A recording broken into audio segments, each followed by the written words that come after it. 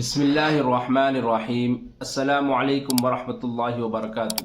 ناظرین کرام، ہم آپ کے لیے لے کر آئے ہیں قاری حنیف صاحب ملتانی رحمۃ اللہ علیہ کا بیان، جس کا عنوان ہے الوداع ماہ رمضان۔ تو ناظرین کرام، اس بیان کو پورا سنیں، انشاءاللہ ضرور فائدہ ہوگا۔ تو چلیے ہم آپ کو بیان کی طرف لے کر چلتے ہیں۔ نہیں تھا کہ ہم دنیا سے جائیں گے، موت پہ صحیح معنوں میں یقین تک نہ تھا، لیکن خدا کا فیصلہ اٹل ہوتا ہے۔ سال بھر کے اندر اندر مختلف بہانوں سے موت واقع ہوئی، آج قبروں میں ہے، اور نہ معلوم آئندہ رمضان کے آنے سے پہلے پہلے ہم میں سے کتنے لوگ قبروں میں جا چکے ہو،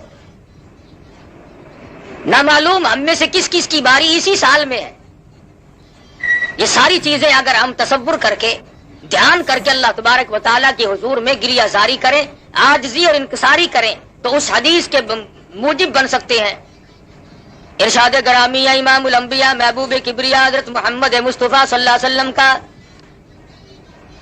فرماتے ہیں کہ اللہ پاک آخری رمضان کی رات میں فرشتوں کو جمع کر کے فرماتے ہیں، اے فرشتوں، ان لوگوں نے روزے بھی رکھے، تراویح بھی پڑھی، قرآن مجید کی تلاوت بھی کی، اب ان کو کیا ملنا چاہیے؟ فرشتے عرض کریں گے الہ العالمین، جب مزدور اپنی مزدوری کا پورا کام کر چکے، وہ اپنی مزدوری کا حق رکھتا ہے، اللہ پاک فرمائیں گے فرشتوں، مجھے اپنی کبریائی کی قسم، مجھے اپنی الوہیت کی قسم، مجھے اپنی عزت کی قسم، مجھے اپنے جلال کی قسم، مجھے اپنی شان کبریائی کی قسم، تم گواہ ہو جاؤ، میں نے ان لوگوں کو معاف کر دیا۔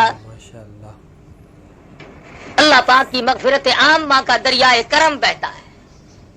آج بھی اگر کوئی محروم ہے تو پھر اس نے تو محروم ہی رہنا ہے، اس کے مقدر کھوٹے، اس نے اپنے اعمال کو اتنا کھوٹا کر لیا کہ عام میں دریائے عام بہا، دریائے کرم خداوند ذوالجلال کا بہا، پھر بھی قطرہ نصیب نہیں ہو سکا تو اور کم ملے گا۔ اور یہ ساری چیزیں قدردانی کی ہیں۔ جب مسلمان قرآن کریم کی قدردانی کیا کرتے تھے تو ان کے یقین اور نظریات کچھ اور تھے۔ مسلمان کا یہ یقین تھا کہ قرآن کریم کا ایک ایک لفظ حق ہے، سچ ہے، پک ہے۔ کیوں؟ اس لیے کہ اس نے تو جس نے قرآن مجید ہاتھ میں اٹھایا اور سورۃ فاتحہ کی تلاوت کی اور الف لام میم کے بعد وہ جب پڑھنے لگا تو قرآن مجید نے خود کہا، اور میرے تلاوت کرنے والے پڑھنے والے، ذالک الکتاب لا ریب فیہ، دل میں یقین کے ساتھ میری تلاوت نہ کرنا، کچا یقین رکھتے ہوئے میری تلاوت کرنے کی کوشش نہ کرنا، لا ریب فیہ، یہ وہ کتاب ہے جس کے آئین میں، جس کے قانون میں، جس کے احکام میں ذرہ برابر بھی شک کی گنجائش نہیں۔ وہ سب سے پہلے مطالبہ کرتا ہے، پہلے یقین کامل پیدا کر، اس کے بعد تلاوت کی طرف آنا، اور فرمایا ادب کرنا بھی سیکھ لے، لا یمسہ الا المطہرون، خبردار قرآن مجید کو بغیر وضو کے ہاتھ نہیں لگانا۔ کیوں؟ اس لیے تنزیل من رب العالمین، یہ رب کی طرف سے آیا ہوا کلام ہے، کسی آدمی کا کلام نہیں، کسی وزیر کا کلام نہیں، کسی بادشاہ کا کلام نہیں، یہ خداوند ذوالجلال کا کلام ہے۔ اس کی کریمی کا کیا کہنا؟ ارے رمضان المبارک میں اتنی رحمت عامہ کا دریائے کرم بہایا گیا، فرمایا اے میرے بندے تو مانگ، کیا مانگتا ہے؟ صحابہ کہتے ہیں کہ صبح سے لے کر شام ہو جاتی تھی، اور رات سے صبح سے لے کر شام ہو جاتی تھی، اور شام سے صبح آ جایا کرتی تھی، لیکن صحابہ کرام اس قدر اللہ پاک سے مانگتے تھے، ان کی آنکھ کا مانگتے مانگتے آنسو خشک نہیں ہوا کرتا تھا۔ اور آڑے سے آڑے وقت میں، اور یقین اصل میں جب تک خدا کی ذات پہ یقین کامل نہ ہو، خدا کے کلام پہ یقین کامل کیسے آئے گا؟ اس کی ذات پہ یقین کامل پیدا ہونا یہ شرط ہے، لا بدی امر ہے۔ صحابہ کرام نے سرکار دو عالم صلی اللہ علیہ وسلم کے ارشاد پہ یقین کیا، مصیبتوں، تکلیفوں، پریشانیوں کی پرواہ نہ کی۔ تاریخ میں کوئی یہ ثابت نہیں کر سکتا کہ کبھی کسی صحابی نے یہ گلہ کیا ہو، یہ شکوہ کیا ہو کہ ایمان کی وجہ سے مجھ پہ مصیبتوں کے پہاڑ آ پڑے، میں نے بڑی غلطی کی ہے، ایمان قبول کر کے میں نے غلطی کی ہے۔ کوئی صحابی یہ نہیں کہتا، کبھی نہیں کسی نے، چاہے اس کی اپنی جان پہ پڑے، اور چاہے صحابہ کو اپنے بچوں کے قیمے اپنی آنکھوں سے دیکھنے پڑے، اور چاہے صحابہ کرام اور صحابیات نے اپنے بچوں کو پیاسے اور بھوک اپنی گود میں اتنی زبان باہر نکال کر تڑپ کر ایڑیاں رگڑ کر مرتے تو دیکھا، پر صحابی نے کبھی اس بات کا اپنے زبان سے اقرار نہ کیا اور گلہ نہ کیا، شکوہ نہیں کیا کہ خدا پر ایمان لانے کی وجہ سے میرے بچے کا کیا حال بنا ہے۔ آج وہ یقین نہیں، جنہیں وہ یقین ملا ان کے کچھ اور حالات ہیں۔ سیدنا ابراہیم علیہ الصلوۃ والسلام ہے، باپ بت گر نہیں بلکہ بت پرست ہے، بت بنانے والا ہے، بت پرست بھی ہے، بت پرست نہیں بلکہ بت گر ہے، بت بناتا ہے۔ عجیب تجارت نکال رکھی تھی خلیل اللہ کے باپ نے، والد نے۔ کئی لوگ یہ کہتے ہیں کہ آزر کی عقل ماری گئی تھی، پتھروں کے خدا بناتا تھا۔ پتھر کے خدا بنانا مشکل ہے، کیا ہم نے اپنے آپ کو خدا نہیں بنایا ہوا؟ قرآن کہتا فرأیت من اتخذ الہہ ہواہ، آپ ان لوگوں کو بھی دیکھیں گے جنہوں نے اپنی خواہشات کو، اپنی مرضیات کو اپنا خدا بنایا ہوا ہے۔ جو دل میں آ گیا، جو میرے پسند آئے وہ صحیح، اور جو میری سمجھ میں نہ آئے وہ غلط۔ قرآن کریم کا فیصلہ ہے کہ اے محمد عربی صلی اللہ علیہ وسلم، آپ ان لوگوں کو بھی تو دیکھیں گے جنہوں نے اپنی خواہشات کو، اپنی مرضیات کو، اپنی تمناؤں کو اور اپنی اغراض کو، اپنے مقاصد کو اپنا الہ بنایا ہوا ہے۔ آج ہم کب سوچتے ہیں کہ خدا کا فرمان کیا ہے؟ ہم تو یہ سوچتے ہیں کہ میری غرض کہاں ہے، میرا فائدہ کیسے ہے۔ بس یہ فرق ہے صحابہ کے ایمان میں، میرے اور آپ کے ایمان میں۔ صحابہ یہ کہتے تھے میری جان بچے یا نہ بچے، ایمان بچے۔ ہم کہتے ہیں کارخانہ لگے، بنگلہ بنے، کوٹھی تیار ہو، ایمان کا بیڑا غرق ہوتا ہے تو ہو جائے۔ یہ فرق ہے ہم میں اور صحابہ کرام میں۔ ابراہیم علیہ السلام کا والد بت بناتا ہے پتھر کے، اور ہم نے اپنے آپ کو بت بنایا ہوا ہے۔ جب اللہ تبارک و تعالیٰ کی ذات و صفات میں کوئی شرک کرتا ہے، اس کی عقل کا دیوالیہ نکل جاتا ہے، دیوالیہ نکل جاتا ہے۔ ابراہیم علیہ السلام کے سر پہ ٹوکرے میں پتھروں کی بت بنا کر کے رکھ دیتا، جا میرے بیٹے خداؤں کو بیچ کے آ، معبودوں کو بیچ کے آ۔ ابراہیم علیہ السلام بازار میں گلی میں نکلتے ہیں، آواز لگاتے ہیں لوگوں لے لو خدا پر ہیں جھوٹے، خدا خریدنے والوں آؤ، جس نے خدا خریدنے ہو وہ آ جائے۔ اور کبھی کبھی ایسا ہوتا کہ جو کل دے کر آئے تھے، بچے عورتیں آئی، انہوں نے کہا کل جو تو خدا دے گیا تھا اس کا تو کان نہیں ہے، ہمیں تبدیل کر دے۔ کل جو تجھ سے ہم نے خدا مول لیا تھا اس کی تو ٹانگ نہیں ہے، لنگڑا خدا ہمیں نہیں چاہیے۔ تو ابراہیم علیہ السلام ایسے خداؤں کی جو پتھروں کے بنائے ہوئے تھے، ان کے ناک میں رسی ڈال کر نیچے گھسیٹ کر لاتے۔ باپ کہتا یہ کیا؟ انہوں نے کہا یہ لینے والوں نے واپس کر دیے، مجھے ٹوکرے میں رکھتے ہوئے بھی شرم آئی۔ ہائے ہائے ابراہیم، تم کتنے خدا کو مانے ہوئے ہو؟ تم ہر رنگ میں یہ سمجھانے کی کوشش کر رہے ہو کہ خدا کے سوا حاجت روا کوئی نہیں، مشکل کشا کوئی نہیں، بگڑی بنانے والا کوئی نہیں، ارے کسی کو بسا کر اجاڑنے والا کوئی نہیں، آباد کو برباد کرنے والا کوئی نہیں، اور برباد کو آباد کرنے والا اس کی ذات کے سوا کوئی آئی نہیں۔ سیدنا ابراہیم علیہ السلام کی یہ حرکتیں دیکھتا رہا آزر کہنے لگا مجھے پتا چل گیا تو میری بات کے خلاف ہے، میں بت بناتا ہوں، خدا بناتا ہوں، تو ان کے خلاف معلوم ہوتا ہے۔ بس تھوڑا سا موقع مل گیا خلیل اللہ کو، فرمانے لگے اے میرے محبوب صلی اللہ علیہ وسلم وَاذْكُرْ فِي الْكِتَابِ إِبْرَاهِيمَ إِنَّهُ كَانَ صِدِّيقًا نَبِيًّا۔ اے میرے نبی صلی اللہ علیہ وسلم اپنی کتاب مقدس میں ذرا ذکر تو کرو ابراہیم علیہ السلام کا، کتنے سچے پیغمبر تھے۔ انہوں نے اپنے باپ سے کہا اذ قال لأبيه يا أبت لم تعبد ما لا يسمع ولا يبصر ولا يغني عنك شيئا۔ اے میرے ابا جان، ان خداؤں کی، ان بتوں کی پوجا کرنے سے کیا فائدہ جو نہ نفع پہنچا سکے، نہ نقصان پہنچا سکے، نہ دیکھ سکے، نہ سن سکے۔ آج سارا جہان کہتا ہے ابراہیم علیہ السلام کا والد پاگل تھا، وہ لوگ بڑے بے وقوف اور احمق تھے جو پتھروں کو خدا مانتے تھے، جو نہ سنے نہ دیکھے، نہ نفع نقصان کے مالک بن سکے۔ ارے تم کون سے عقل مند ہو، آج تم نے خدا کو چھوڑ کر خدا کے بندوں کو مشکل کشا سمجھا ہوا ہے۔ کیا آج لوگ نہیں کہتے फला यूं कर देगा, फलाना मुल्क को आसमान में ले जाएगा, फलाना मुल्क को चांद पे पहुंचा देगा, फलाना मुल्क को यूं कर देगा। अल्लाह पाक फरमाते हैं ओ जालिमो, तुम अपनी जुबानों से क्या बक रहे हो? अलैहिस्सलाहु बिअहकमिल हाकिमीन, कौन है मुझसे बड़ा बादशाह? कौन है जमीनों का मालिक? कौन है आसमानों का मालिक? तबारकल्लज़ी बियदिहिल मुल्क व हुवा अला कुल्ली शैइन कदीर। बरकतें मेरे हाथ में है, राज सारे जहान में मेरा। खामखा लोग अपने आप को खुदा बनाए बैठे। फरमाया जो मैंने कुरान भेजा है, जो तुम्हारे लिए साबता बना करके भेजा है, जो दस्तूर बना करके भेजा, तुम्हें इसकी पैरवी करनी पड़ेगी। अगर तुम इसके अलावा और नजरियात लेकर आओगे और दस्तूरी जिंदगी बनाओगे और अपने तरह तरह के आईन बना करके बैठोगे, अल्लाह पाक फरमाते हैं मेरे आईन में तुम शिरक करोगे, फिर मेरे यहाँ तुम्हारे लिए कोई ठिकाना नहीं। खुदा का भेजा हुआ दस्तूर, खुदा का भेजा हुआ आईन और इमामुल अंबिया महबूब किबरिया हजरत मोहम्मद मुस्तफा सल्लल्लाहु अलैहि वसल्लम का लाया हुआ दस्तूर, उसकी खिलाफ वर्जी देखना आंखों से कितनी गलती है। आज हम क्या कर सकते हैं? सैयद अताउल्लाह शाह साहब बुखारी सब कह दो रहमतुल्लाह अलैह, अल्लाह पाक की करोड़ रहमतें नाजिल हो इस मर्द कलंदर की कब्र मुबारक पे, आमीन का।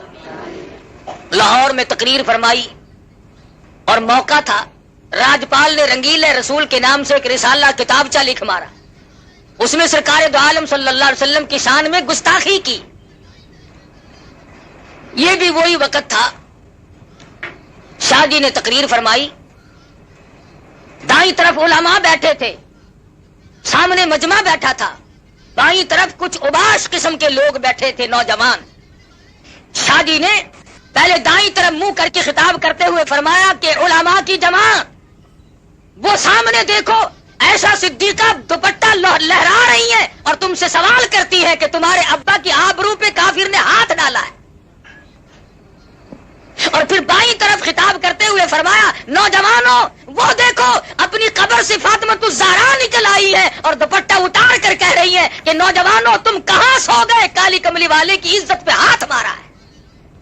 मेरे अब्बा की आबरू पे लोगों ने हाथ मारने शुरू कर दिए, तुम किसका कलमा पढ़ोगे? नमाजी भी बैठे थे, हाजी भी थे, गाजी भी थे, नेक परहेजगार सखी भी थे, खैरात करने वाले भी थे, मगर उन नौजवानों में एक नौजवान है, आलिम नहीं, हाफिज नहीं, कारी नहीं, हाजी नहीं, बल्कि पुख्ता और लंबा चौड़ा नमाजी भी नहीं। बस वहीं से दिल में सोच बैठा मेरी जिंदगी काहे की, लानत इस जिंदगी पे, मैं दुनिया में जिंदगी गुजार रहा हूँ, काली कमली वाले की जात पे हरफ आए, मेरी जिंदगी किस काम की। घर गया और जाके खामोश लेट गया। अम्मा ने पूछा क्या बात है, किसी से लड़ झगड़ करके तो नहीं आया, उदास सा क्यों है? कहने लगा नहीं लड़ाई मैंने किससे करनी है। तो अम्मी जान कहने लगी परेशानी की क्या बात है, चंद दिन तेरी शादी के बाकी, अब तो खुशी खुशी रहा कर। आंखों में आंसू ले आया और कहने लगा अम्मी जान शादी मुलतवी कर दे, मेरी शादी को मुलतवी कर दे। उसने कहा क्यों? कहने लगा अब तो शादी कहीं और ही जाके करनी है, अब यहां शादी नहीं करनी। छुपे छुपे छुरा बना रहा है, तैयारी कर रहा है। मैं उसको जिंदा नहीं छोड़ूंगा जिसने काली कमली वाले के दामन पे हाथ मारा है, जिसने सरकार मदीना की आबरू पे हाथ डालने की कोशिश की, जिसने शहनशाह कायनात की इज्जत पे हाथ साफ करने की कोशिश की। अब दोनों दुनिया में नहीं रहेंगे, या राजपाल रहेगा या इल्मुद्दीन रहेगा, दोनों नहीं रहेंगे। तैयारी कर रहा है। अम्मी कहती है इस तरीके से परेशान ना हो, मैंने तो तेरी शादी की तैयारी की हुई है, बड़ी खुशी का वक्त है, अनकरीब तेरी दुल्हन को ले आऊंगी, घर में बागो बहार होगी। इल्मुद्दीन कहने लगा बस अम्मी जान शादी हो चुकी, बागो बहार तो अब किसी और ही जगह आए तो आए। आखिरकार माँ बेटों में गुफ्तगू जारी रही। सोचा कि मेरी माँ कहीं रो रो कर न मर जाए, बिलाखिर इसरार के बाद बता दिया कि अम्मी जान शादी का प्रोग्राम बिल्कुल मुलतवी करता हूँ, और अब सरकार मदीना के रसूलुल्लाह के दुश्मन को जब तक खत्म ना कर दूं उस वक्त तक मुझे चैन नहीं आए। माँ भी माँ थी, دامن پھیلا دیا, جولی پھیلا کر کہنے لگی میرے بچے اور نوجوان, اگر تیرے ایسے عزائم ارادے ہیں, میں غریب, میں ان پڑھ عورت اللہ پاک کی حضور میں دعا مانگتی ہوں, مولا میرے بچے کو قبول فرما. دعا مانگ رہی ہے, مشورے نہیں کرتا, تدبیریں نہیں بناتا, تجویزیں نہیں کرتا, یار دوستوں سے پوچھتا نہیں پھرتا, جس نے کچھ کرنا ہو وہ نہیں پوچھا کرتا. بس چھرا لیا اور انارکلی کے بازار میں پہنچا اور وہاں جا کر کے راجپال کو چھرا مارا اور اسے ختم کرنے کے بعد خود تھانے میں پیش ہو گیا. انگریز کا زمانہ تھا, آخر گرفتار تو ہونا ہی تھا. میاں والی جیل میں ڈال دیا گیا. بمبئی سے بڑے بڑے وکیلوں کو بلایا. پاکستان کے بانی محمد علی جناح جو اس وقت وکالت کیا کرتے تھے, ان کو بلایا گیا. تو جب ملاقات کی جیل میں تو یوں کہا کہ علم الدین انکار تو کر دے, چھڑا میں لوں گا. اس نے کہا کیسے, کہ اس سے انکار کر دے کہ راجپال کو میں نے نہیں مارا. کہنے لگا نمازی میں نہیں, حاجی میں نہیں, لمبے چوڑے پرہیزگار متقی میں نہیں, تسبیح میں نے نہیں پھیری, تلاوتیں میں نے نہیں کی, ارے ساری عمر گناہوں میں گزاری, ایک ہی تو نیکی کی ہے, اسی سے انکار کر دوں. تمہیں کس نے کہا کہ میرا پروگرام بچنے کا ہے؟ میں بچنے کا ارادہ ہی نہیں رکھتا. چنانچہ صاف کہہ دیا وکیل صاحب نے کہ بچنا محال ہے, بس قصہ ختم ہے, یہ انکار نہیں کرے گا, بچے گا نہیں. چنانچہ سزائے موت آخر ہوئی. مولانا قاضی احسان احمد شجابادی سب قید رحمۃ اللہ علیہ فرماتے تھے کہ جس وقت جیل میں ملاقات کرنے گئے تو جیل کے سپرنٹینڈنٹ نے بتلایا کہ رات کو علم الدین کی کوٹڑی سے ایسے نور کی روشنی نکلتی ہے, آسمان تک بلند ہو جاتی ہے. تمام لوگوں نے دیکھا, سب لوگ دیکھتے تھے. بالآخر وہ گھڑی آ پہنچی, سزائے موت ہو گئی, پھانسی کا وقت قریب آ گیا, پھندے کے قریب پہنچا. عزیز رشتہ دار آئے, ملنے جلنے والے لوگ, مسلمان ہمدرد آدمی کہنے لگے علم الدین کوئی تمنا ہو تو بتاؤ, کوئی آرزو ہو تو کہہ لو, کسی قسم کی حسرت ہو تو بیان کرو. پھندا پکڑ کر کہنے لگا بس اب ایک ہی تمنا ہے, ایک ہی آرزو ہے, ایک ہی حسرت ہے, اور وہ یہ کہ جو تجلی, جو نور, جس چیز کا دیدار جیل کی کوٹڑی میں بار بار ہوا, علم الدین کی تمنا بس اب ہر وقت وہی دیدار کرتا رہوں. علم الدین تو دنیا میں اب نہیں رہے گا, تیرا آخری وقت آ پہنچا, پھندا تیرے سامنے پھانسی کا موجود ہے. چوم کے کہنے لگا لوگوں تمہاری نظروں میں یہ موت کا پھندا ہے, میری نظروں میں محبوب کو ملنے کا دروازہ ہے. تم اس کو موت کا پھندا کہتے ہو, میں اسے آقا سے ملنے کا ایک دروازہ کہتا ہوں. ادھر موت آئے گی, ادھر میں اپنے آقا سے ملوں گا. مجھے بڑی خوشی ہے, میں غم میں جان قطن نہیں دے رہا, بس یقین بیٹھ جو گیا. دیکھا دنیا نے کہ دنیا کے سامنے کیا ہوا, اور صحابہ اکرام کا تو کیا کہنا کہ انہوں نے اپنے اپنے وقت میں اور اپنے اپنے انداز میں اللہ تبارک و تعالیٰ کے ایک ایک حکم پہ جان کی بازی لگائی. توحید باری تعالیٰ صحابہ اکرام جب بیان کرتے تھے, اپنے ایمان کا اعلان کرتے تھے تو سارے کافر دشمن ہو جاتے تھے, اپنے بھی پرائے. یاریاں ٹوٹتی تھی, رشتہ داریاں ٹوٹتی تھی, عزیز و اقارب الگ ہوتے تھے, مقام جاتا تھا, حتیٰ کہ وطن کو بھی خیر باد کہنا پڑا صحابہ کرام. اور دوسری طرف ان کو تمام چیزیں یوں میسر تھی. حضرت زید بن حارث ہیں سب قید رضی اللہ تعالیٰ عنہ, غلام ہیں, بکتے بکتے حضور صلی اللہ علیہ وسلم کے پاس پہنچے, حضور نے خرید لیا. والد کو پتا چلا کہ میرا بیٹا مکے میں ہے, تلاش کرتے کرتے حضور کے پاس آ پہنچا. حضور نے فرمایا میں نے تجھے آزاد کر دیا, تو اپنے باپ کے ساتھ جا سکتا ہے. زید بن حارث کھڑے ہو کر کے کہنے لگے میں اپنے باپ کے ساتھ تو تب جاؤں جب مجھے سرکار مدینہ جیسا شفیق باپ کہیں اور ملتا. کس قدر سرکار دو عالم صلی اللہ علیہ وسلم کی رحیمانہ اور کریمانہ زندگی ہے کہ صحابہ کرام کو یوں گرویدہ کر دیا. لیکن ظالموں نے, دشمنان دین نے سرکار دو عالم صلی اللہ علیہ وسلم کو بھی نہیں بخشا. رات دن پروگرام بناتے تھے, ہر وقت تجویزیں لڑاتے تھے, کون سی صورت ہے ان کو ختم کرنے کی, کیا طریقہ کار ہو سکتا ہے. چنانچہ ایک روز پروگرام بنایا کہ بھی سارے اکٹھے ہو کر ابو طالب کے پاس چلو, پھر کوئی بات بنے گی. غلط کار لوگ رات دن تجویزیں ہی بنایا کرتے ہیں. اکٹھے ہو کر کے آ گئے ابو طالب کے پاس اور آ کر کے کہنے لگے ابو طالب تیرے بڑھاپے کا لحاظ ہے, तू मक्के का सरदार है, बड़ा मुअज्जिज आदमी है, वरना इस नबी को तो नऊजुबिल्लाह हमने कभी से उड़ा दिया होता। हम कोई थोड़े, तौबा, हमारी ताकत का कोई अंदाजा कर सकता है? तेरी सरदारी का लिहाज है, तेरे बुढ़ेपे का लिहाज है। अबू तालिब कहने लगा क्या बात है, तुम्हें क्या तकलीफ पहुंची? लगा ये तुम्हारा भतीजा हमें हर वक्त गालियां निकालता है, हर वक्त हमें गालियां देता है तुम्हारा भतीजा। अबू तालिब ने हुजूर अनवर सब कह दो सल्लल्लाहु अलैहि वसल्लम की ज़ात अक़दस को बुलवा भेजा। हुजूर तशरीफ ले आए। अबू तालिब कहने लगे, ओ मेरे यतीम भतीजे, ये मक्के के लोग शिकायत करते हैं, कहते हैं तेरा भतीजा गालियां निकालता है। हुजूर सल्लल्लाहु अलैहि वसल्लम ने फरमाया, चाचा जान सारी उम्र में कभी भी किसी को किसी हाल में भी गाली नहीं दी। पत्थर मैंने खाए, मार मैंने खाई, रात दिन इनकी मार सहता हूं, मैंने तो कभी गाली तो क्या बद्दुआ भी नहीं दी। मक्के का कौन सा चौक है जिसमें इन्होंने मुझे नहीं मारा? कौन सी वो जगह है? सहाबी कहता है, इमामुल अंबिया महबूब किबरिया हजरत मोहम्मद मुस्तफा सल्लल्लाहु अलैहि वसल्लम मक्के के चौक में खड़े होकर लोगों को कुरान मजीद सुना रहे हैं। मैं उस वक्त तक मुसलमान भी नहीं था। मैंने देखा चारों तरफ काफिरों का मजमा लगा हुआ है, कोई पत्थर मार रहा है, कोई ईंट मारता है, कोई रोड़े मारता है, कोई हड्डी मारता है फेंक कर, चारों तरफ से मार पड़ रही है। और सरकार मदीना बिला तहम्मुल कुरान मजीद की तिलावत फरमा रहे हैं, जख्मों से खून के फुहारे छूट रहे हैं। एक औरत ने कोठी पे से आवाज दी, ऐ ज़ैनब तुम कहां चली गई? तुम्हारे अब्बा को लोगों ने लहूलुहान कर दिया। हजरत ज़ैनब अपने घर से निकली रज़ी अल्लाह ताला ना, पानी का प्याला लेकर। ज़ैनब की आंखों ने देखा सरकार मदीना का तमाम जिस्म जख्मी है, लहू में कपड़े भी तरबतर है, शराबूर है। बेटी अपने बाप को लिपट गई, अब्बा जान घर चलो, ये लोग क्यों मारते हैं? क्या वजह है? मार क्यों पड़ी? क्या हुआ? आप तो किसी का माल नहीं छीनते, उधार लेकर वापस करते हो, मुहाफिजत करते हो, सबकी इज्जत करते हो, सिला रहमी फरमाते हो, आपको लोग क्यों मारते हैं? फरमाया बेटी तुझे मालूम नहीं, मैं इन तमाम लोगों को ये कहता हूँ सारी कायनात का मालिक वो एक खुदा है, इस पर ये बर्फ देवता होते हैं, इसकी ये वजह है इन सब के नाराज होने की। मैं खुदा का कुरान सुनाता हूँ, अल्लाह की तौहीद का पैगाम इन तक पहुंचाता हूँ।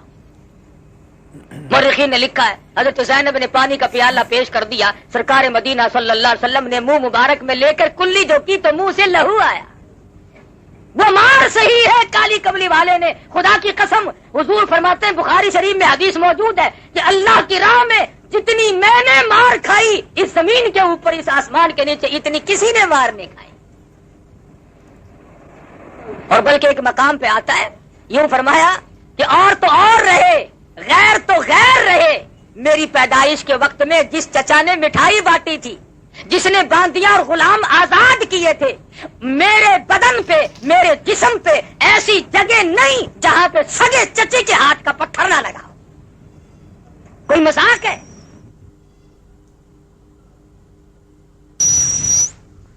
अबू तालिब के सामने हुजूर बैठे हैं, फरमाया चाचा जान मैंने तो कभी किसी को गाली नहीं दी, मेरा गाली देने का प्रोग्राम ही नहीं, मिजाज ही नहीं, मैं क्यों गाली दूं किसी को? वो वहीं पे बैठे थे, मक्के के जो बड़े बड़े शैतान थे वो वहीं मौजूद थे। कहने लगे कौन कहता गाली नहीं देते, हर वक्त निकालते हो गालियां? उसने कहा ना मैंने गालियां कब निकाली? उन्होंने कहता नहीं कि सारे जहान के खुदा झूठे हैं, तमाम खुदा गलत है, बस एक खुदा सही है, वही आकमुल हाकिमीन। उन्होंने कहा ये गाली है? कि हाँ यही तो गाली है। हुजूर सल्लल्लाहु अलैहि वसल्लम ने फरमाया कि तुम्हारे नजदीक अगर ये गाली है तो मुझे खुदा का हुक्म है कि मैं ये पैगाम पहुंचाता रहूं, चाहे मेरी हड्डियां भी खत्म कर दी जाए। अबू तालिब बेचारा क्या समझता, वो समझा के जिद कर रहे हैं, जिद हो रही है। आय आय कह बैठा, कहने लगा मेरे भतीजे अब अगर तू इनकी बात को नहीं मानता तो आज के बाद मेरा सहारा ना तकना। ये सहारे वाला मसला बड़ा गलत है। कोई कहता है कि जी मेरे माँ बाप है, अगर मैं कमा के ना खिलाऊं तो वो भूखे मर जाएंगे। कोई कहता है जी मेरा उस्ताद है, अगर हम ना उसको खिलाएं तो वो मर जाता। मुक्तदी कहते हैं कि अगर इमाम को हम ना खिलाएं तो उसका तख्ता कभी से निकल गया होता। ये सहारे, अल्लाह पाक ने सारे सहारे तोड़े। अबू तालिब कहने लगा मेरा सहारा ना तकना, मैं अब तुम्हारा साथ नहीं दे सकता। سرکار دو عالم سب کہہ دو صلی اللہ علیہ وسلم کی آنکھوں میں آنسو آ گئے. فرمایا چچا جان آج تک تم نے غلط سمجھا ہے کہ میں تمہاری کمر پہ تمہارے بلبوتے پہ یہ سب کچھ کر رہا ہوں.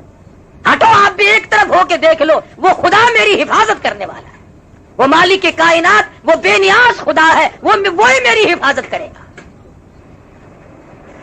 مکے کے لوگ پہلے تو اکڑے, کفر کی یہ عادت ہے پہلے اکڑتا ہے, بڑا زور دکھاتا ہے, ہم یوں کر دیں گے, دیکھنا جی ابھی رگڑ دیتے ہیں, اور جب سامنے آئے اسی وقت ہی کر کے چپ ہو جاتے ہو, نہیں جی نہیں ایسی رہ میں گل کی تھی, کو لڑا لگ گیا, بس فوراً ڈھیلے پڑ جاتے ہیں اسی وقت. پہلے دماغ میں تھوڑی سی خرخشی ہوتی ہے, جب سامنے آیا حق, جال حق کو زہق الباطل ان الباطل کان زہوقا, جب حق آئے گا باطل بھاگے گا, اسلام آئے گا تو کفر کا ستیہ ناس اور بیڑا غرق ہوگا, رہ ہی نہیں سکتا کفر پھر. اور مجھے افسوس ہے کہ آج کی دنیا میں تمہارے پاس 6666 قرآن کی آیات موجود ہیں. ارے 8 لاکھ سے زیادہ پیغمبر کے ارشادات کا ذخیرہ موجود ہے, 1,29,000 صحابہ کرام کے قول و افعال اور عمل موجود ہے, اور بڑے بڑے بزرگ اور ائمہ کی زندگی موجود ہے. آج بھی لوگ کیا کہتے ہیں, مجھے پتہ نہیں کیڑے پاسے حق ہے, سانو تے ایویں نظر ہے. کتنے بڑی بے ایمانی کے الفاظ ہیں.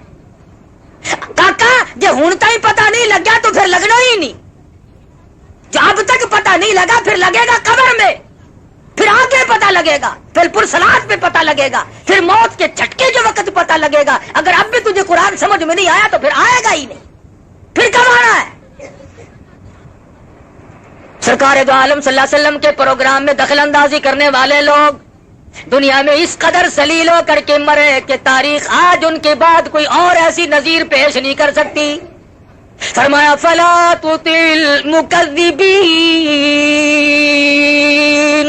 ودوا لو تدہن فیدہنون. اے میرے محبوب صلی اللہ علیہ وسلم, آپ بالکل بھی ڈھیلے نہ پڑے, ان کے پیچھے نہ لگنا, میں خدا آپ کا نگہبان اور محافظ ہوں, کوئی پرواہ نہ کرو, آپ ہے اور میں ہوں, بس کسی کی کیا حاجت باقی ہے. تو صحابہ کرام نے اپنے اپنے وقت میں ایسا انداز اختیار کیا, اللہ غنی, مرد تو مرد رہے, عورت ہے, عورت ساتھ ہے. اور کتنی خوش نصیب مائی ہے, خامند بھی صحابی, بیٹا بھی صحابی, خود بھی صحابیہ, خود بھی صحابیہ. ارے قربان کر دوں 2 جان کی دولت ہے اس مائی کی جوتے سے اڑی ہوئی خاک پہ, جس کا پورا گھرانہ کالی کملی والے کا غلام بن چکا ہو, اور غلام بھی اس طرح کا. ابو جہل کو مکے میں صرف سمیہ ملتی تھی, اسے اور کوئی نہ ملا, اسے ڈھونڈ کر کیوں لایا؟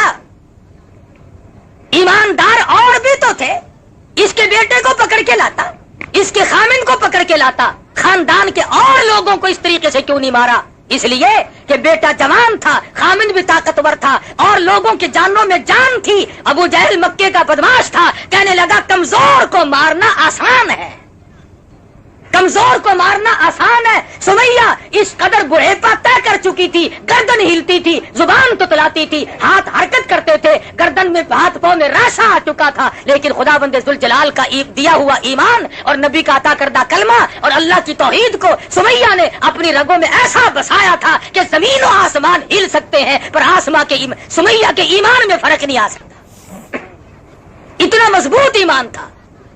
ابو جہل سارے مکے میں سے ڈھونڈ کے لایا بڑھیا کو. پتا چلا یہ جو کمزوروں کو لوگ مارا کرتے ہیں, غریبوں کو ستایا کرتے ہیں, محکوموں پہ ظلم کیا کرتے ہیں, پتا چلا کہ ان شیطانوں نے یہ چال ابو جہل سے سیکھی ہے, اور اسی کی نسل ہو تو کوئی پتہ ہی نہیں, ورنہ اور مکے میں مل سکتے تھے. سمیہ کو چھانٹ کے کیوں لایا؟ اس لیے کہ یہ بوڑھی ہے, کمزور ہے, ڈر جائے گی, عمر رسیدہ عورت ہے, گھبرا جائے گی, بڑھیپے میں ویسے بھی دل کمزور ہو جاتا ہے. لا کر میدان میں کھڑی کر دی, پیروں میں رسی باندھ دی, ہاتھوں میں رسی باندھ دی, اور برچہ لے کر کہنے لگا سمیہ اب 2 راستے ہیں, یا جان بچا یا ایمان بچا, تیسرا راستہ نہیں ہے.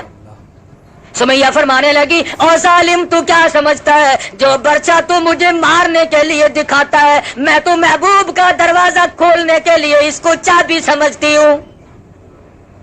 تو مجھے برچہ دکھا رہا ہے مارنے کے لیے, अरे मरने में मेरे देर क्या है, बेहतर होगा कि बर्छा तेरा हो, सर मेरा हो, डर मेरे आका का हो और मैं जाकर कहूं कि मैं हाजिर हो गई हूं। इससे बड़ी क्या शहादत हो सकती है? नाराए तकबीर।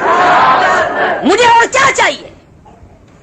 हजरत सुमैया खड़ी है, सहाबा कहते हैं कोई घबराहट नहीं, किसी तरह की परेशानी नहीं। हजरत अम्मार बिन यासर रज़ियल्लाहु ताला अन्हु जवान बेटा हुजूर की खिदमत में पहुंचा और जाके कहने लगा, या रसूल अल्लाह जरा तशरीफ तो लाओ, मेरी बूढ़ी अम्मा का हाल तो देखो। हुजूर तशरीफ लाए।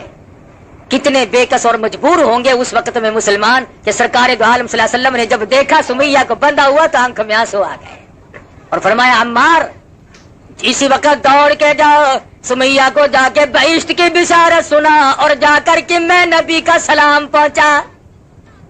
क्या खुश नसीब माई है, आखिरी वक्त में तुझे पैगंबर का सलाम आ रहा है, शहनशाह कायनात का तुझे सलाम मिला। इसलिए नहीं कि तू बंगले से निकल रही है, इसलिए नहीं कि तू कोठी से निकल रही है, इसलिए नहीं कि तू वजीर आजम की बीवी है, इसलिए नहीं कि तू गवर्नरों के खानदान से है, इसलिए नहीं कि तू दुनिया में बहुत ज्यादा हसीन और जमील है, बल्कि इसलिए कि आका की गुलामी का फंदा तुमने वो मजबूत डाला है कि तुम अपनी जान का कीमत तो बनवा सकती हो, पर ईमान के मैदान से पीछे हटने के लिए कतई तैयार नहीं। सुमैया के बेटे ने आकर के सलाम पहुंचाया, नबी का पैगाम और बिशारत दी तो मुस्कुरा रही हैं, काफिर हैरान खड़े हैं। हम तो कहते थे बुढ़िया घबराएगी, ये थर थर कांपने वाली, ये ज़ईफा, ये कमजोर, ये नातवा। हमने तो सोचा था ये फिर जाएगी तो और भी फिरेंगे, अरे बूढ़ी का ये हाल है तो जवान क्या करेंगे।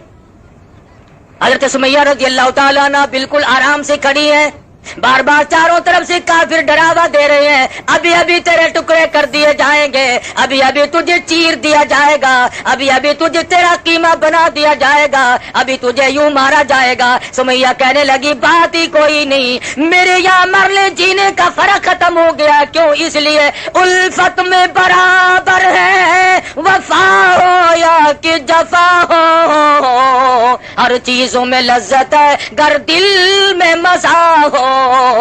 तुम मुझे मरने से डरा रहे हो, अरे ये जो वक्त गुजर रहा है मुझे ये शाक मालूम होता है, जल्दी करो मुझे मेरे महबूब से मिलाओ।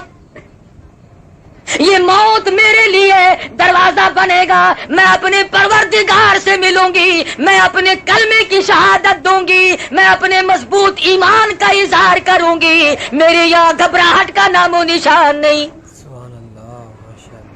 और मुफ्त का डरावा नहीं था, चुनाचे अबू जहल आगे बढ़ा, अरे बूढ़े पे तरस न खाया, कमजोर है, औरत है, माई है, ज़ईफ़ है, बर्छा मारा, इधर उधर ऊंट दौड़ा कर सुमैया के टुकड़े कर दिए गए। मजाल है जो ईमान में जर्रा बराबर भी तसलजुल आया हो या घबराहट आया हो, अरे ईमान हो तो ऐसा हो, खुदा के कुरान की अजमत हो तो ऐसी हो। आज हम अपने आप को मुसलमान भी कहलाते हैं और जर्रा बराबर भी तकलीफ का तहम्मुल करने के लिए हम लोग तैयार नहीं।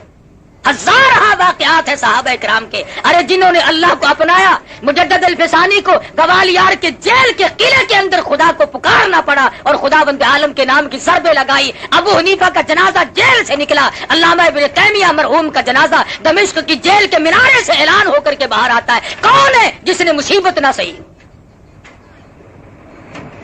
और तुम्हारे करीब की बात है, यह हिंदुस्तान का बादशाह जफर अंग्रेजों ने कैद कर लिया, कैद करके रंगून ले गए, हाथ पांव में बेड़ियां पड़ी हुई हैं।